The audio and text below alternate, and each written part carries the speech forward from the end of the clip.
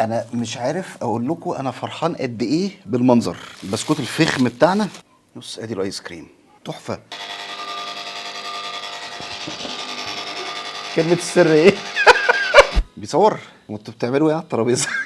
ده الاخ بسكوته، الاخ تيتو موجود اهو بس مش باين تقريبا في الكادر. السلام عليكم. فيديو النهارده بقى مش هنجرب مطعم ومش هنطبخ في البيت. ايه ده؟ في ايه؟ هو انتوا سايبين الشقه كلها خلاص جيتوا هنا دلوقتي؟ دي بندقه، معلش هي دي خفه سكرات جديده، معلش يعني.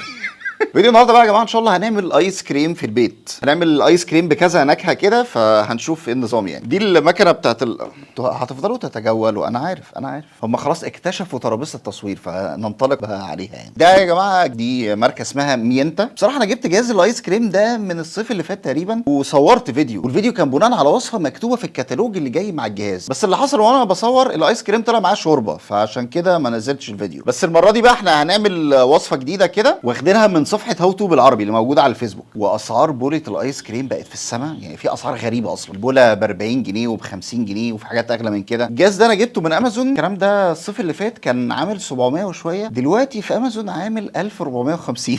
فالجهاز برضو مهما كان غالي فاكيد على المدى الطويل هيوفر. النهارده بقى هنجرب الايس كريم ده بكذا فليفر كده، يعني انا جايب فاكهه زي موز ومشمش، وجايب حلويات زي اوريو وهوز، وممكن برضو نجرب نعمله بالنوتيلا. يعني بصوا احنا هنصور وهنشوف وزي ما تيجي فنعمل بقى انبوكسنج للجهاز لتاني مره. ادي الغطا بتاع الجهاز، الغطا ده اللي فيه الموتور، وادي زي حله كده بتاع دي هتتركب هنا، والبتاعه دي المفروض ان احنا بنركبها هنا، طالع عصايه هنا كده بنركبها فيها. لازم تسمع صوت التكه دي. في بقى المفروض حله تانية بس احنا سايبينها في الديب فريزر دلوقتي. دي المفروض بتبقى سايبها قبل ما تعمل ايس كريم لمده 12 ساعه في الفريزر. هي بتبقى حله ميتال كده جواها بقى ليكويد، انا مش عارف ليكويد ده ميه ولا ايه بالظبط، بس الحله دي يعني هي اللي بيتعمل جواها الايس كريم. 5 minutes later. ورجعنا بقى وجايبين المكونات كلها عشان ايه نخلطها مع بعض كده. وحتى هنا برضو جايب بسكوت عشان ايه لما نخلص ايس كريم نحط فيه، ده لو التجربه نجحت يعني. بتستر. طيب دي هنا كريمه خفق، سكر، 6 بيضات، كوبايتين لبن وفانيليا. المفروض ان احنا نحط صفار البيض، المفروض ان احنا نفصل الاثنين عن بعض. فانا هجرب في بيضايه، والله عرفت اعملها هكمل باقي، ما عرفتش اخلي الست المخرج هو اللي يعملها. اعمل ايه بقى؟ انا عارف اكسر البيضه ازاي، انا بتكلم هفصل الاثنين عن بعض ازاي. اقعد اقلبهم من بعض كده يعني. مش احنا هنمسك ايه؟ ايوه احنا كسرنا البيضه، سيب بقى البياض ينزل كده، تنزل بقى التاريخ قوي يعني. ايه ده؟ ندلق بقى ايه الصفار هنا كده، ندلق الصفار تاني. طب ما الموضوع سهل اهو زي الفل. يا سلام، ادي اول واحده. لا هتحسد، لا كده انا هتحسد. ايه ده؟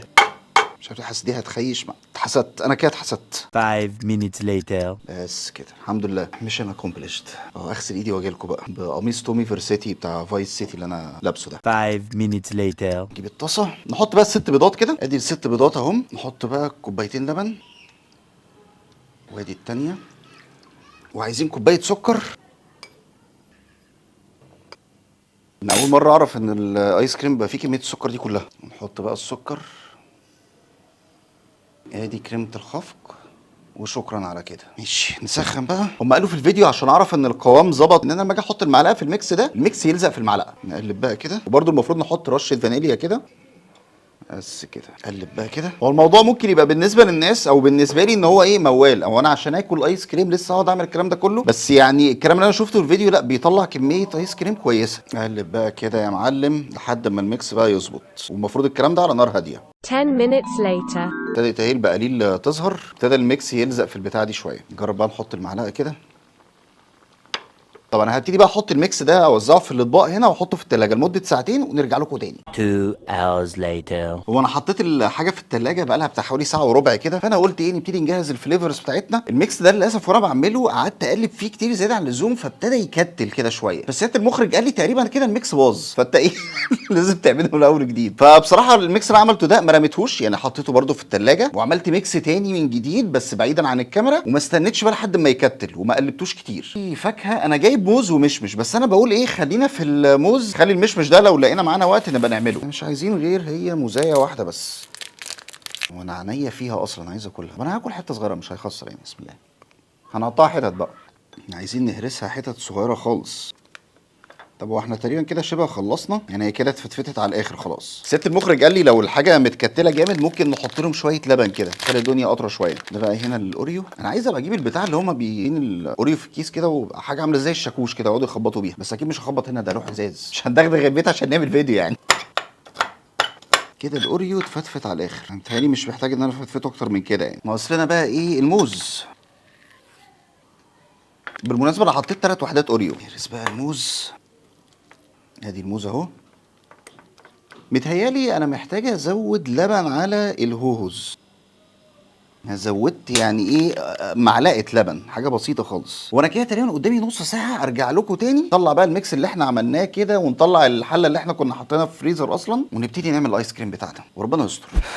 يا فرج الله، عدنا اليكم من جديد. اقسم بالله العظيم شغلانه. يعني انا عارف ان الفيديو هياخد وقت كل حاجه، بس ما كنتش متخيل ان هو هياخد وقت كبير قوي كده. طيب ادي الحله بتاعتنا اللي كنا سايبينها في الفريزر. طب بقى كده حط بقى الكفر بتاع الجهاز شغال، الله ينور. ماشي، ده هنا الطبق اللي انا حطيته بقاله حوالي ساعتين و10 دقايق، اللي انا قلت لكم اللي هو فيه حتت متكتله، فاحنا هنحطه في الجهاز هنا ونشغله لمده تلت ساعه. والله ظبط معانا الايس كريم والدنيا تمام امين. ما ظبطش هنضف الحله دي واحط مكانه التاني اللي انا عملته، اللي هو بقى مش متكتل. يعني بصوا شكله عامل ازاي، وده كده القوام بتاعه. بص كله كتل. المفروض بقى ان انا اشغل الجهاز وابتدي احط معلقه من الحته دي كده. شغل بقى كده.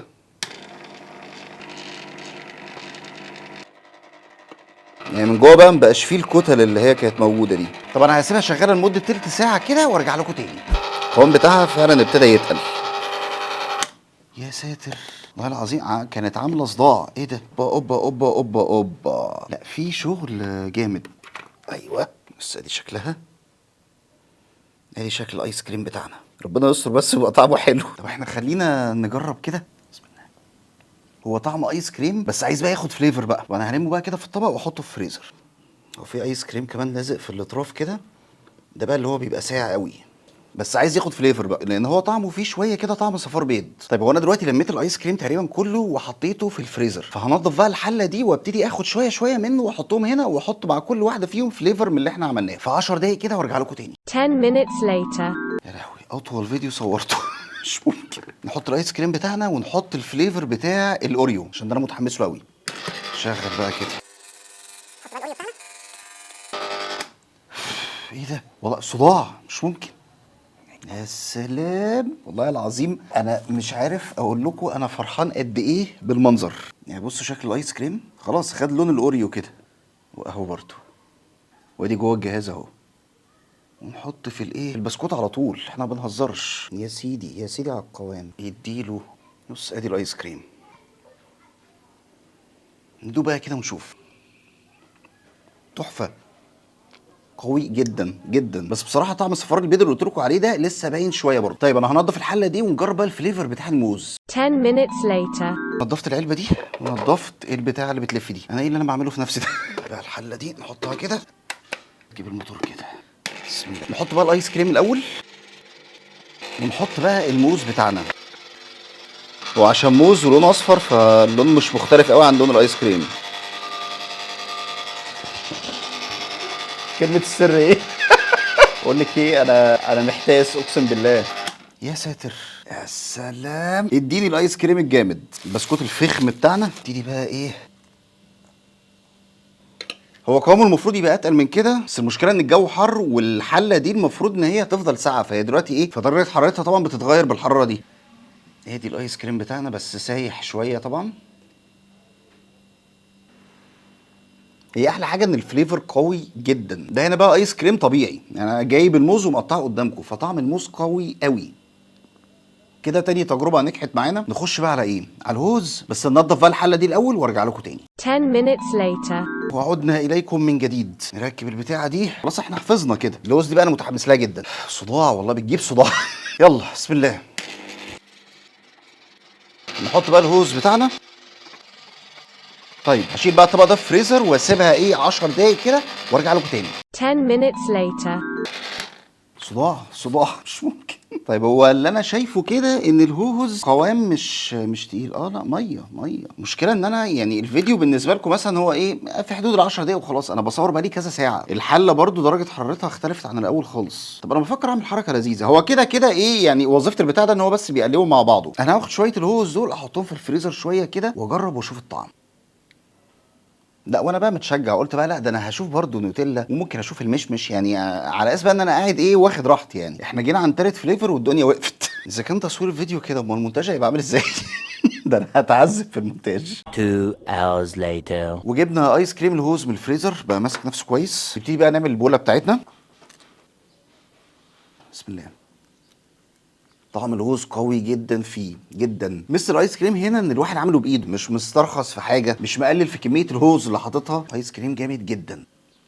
طب بالنسبه لي انهي احسن واحد، الهوز ولا الاوريو ولا الموز؟ والله بص هم جامدين، بس انا ممكن اروح للهوز عشان الهوز بحبها قوي. 10 minutes later. مساء الخير. اكتر فيديو خد وقت في تصويره. طب ملخص التجربه، هل انا اتبسطت؟ بصراحه اتبسطت. انا عايز اوريكم برضو الميكس اللي انا عملته ده، اللي هو مش متكتل، بس الميكس اهو. بص شكله عامل ازاي، وادي القوام بتاعه. يعني انا متهيألي لو كنت عملته ده كان هيبقى احسن كمان. كان نفسي ان انا اعمل ايس كريم بطيخ، يعني انا عارف ان هي حاجه غريبه بس انا عمري جربته بصراحه، كنت عايز اجربه اشوف طعمه هيبقى عامل ازاي. فممكن بقى كمان شهرين 3 كده نبقى نعمل جزء تاني ونجرب بقى فليفرز تانية. هل الجهاز ده هيوفر علينا في موضوع الايس كريم؟ انا شايف انه طبعا هيوفر. ليه؟ احنا بنتكلم دلوقتي البوله، انا بقول لكم مثلا في اماكن زي كويدر اللي هو الايس كريم بتاعهم كويس وحلو، البوله بتبقى عامله حوالي 40 جنيه. الكميه اللي طلعناها كانت تعمل لها بتتكلم في حوالي 10 بولات، فاحنا لو هنجيب ال10 بولات دول من بره هيكلفونا 400 جنيه. طب احنا لو عملناهم هنا في البيت كلفونا كام؟ كريمه الخفق اللي احنا جبناها دي هي تعتبر اغلى حاجه، كانت عامله حاجه و70 جنيه، قول 75 جنيه. يعني عشان تعمل ميكس واحد هتستخدم تقريبا تلتها، ادي كده 25 جنيه. وكوبايتين لبن بنتكلم في 15 20 جنيه، قول 20 يا سيدي، ادي كده 45. مع شويه السكر والفانيليا قول ادي كمان 5 جنيه، ادي كده 50 جنيه. مع الست بيضات، هي البيضه دلوقتي عامله كام؟ 4 جنيه 3. ايه ده، هو البيض رخص؟ احنا مش هنحسبه على 3 ولا 4، نحسبه على 3 ونص. 6 في نص ادي 3، و6 في 3 18، يبقى 21 جنيه. 21 و50 ادي 71 جنيه. الفليفر بقى اللي انت هتحطه ده بقى، عايز تجيب مثلا هوز، الهوز دي عامله لها مثلا بتاع 5 6 جنيه. هتجيب مثلا الموز، هتجيب مثلا الاوريو، فالتكلفه دي كلها يعني هتلاقيها ان هي مش مكمله 80 جنيه حتى. فاحنا بنتكلم كده في توتال تكلفه حوالي 80 جنيه. فبدل ما تدفع 400 لا انت هتدفع 80، اقل من الربع. ومالناش دعوه طبعا بتكلفه الجهاز، يعني انت الجهاز ده انت مش هتستخدمه في الميكس الواحد وخلاص، ما انت جايبه عشان يشتغل معاك على طول يعني. واحب اسمع افكاركم برده في الكومنتات. وبس كده، ده الفيديو بتاع النهارده. ما تنسوش بقى تعمل لايك الفيديو وتشيروه في كل حته. اشوفكم ان شاء الله الفيديو الجاي. سلام.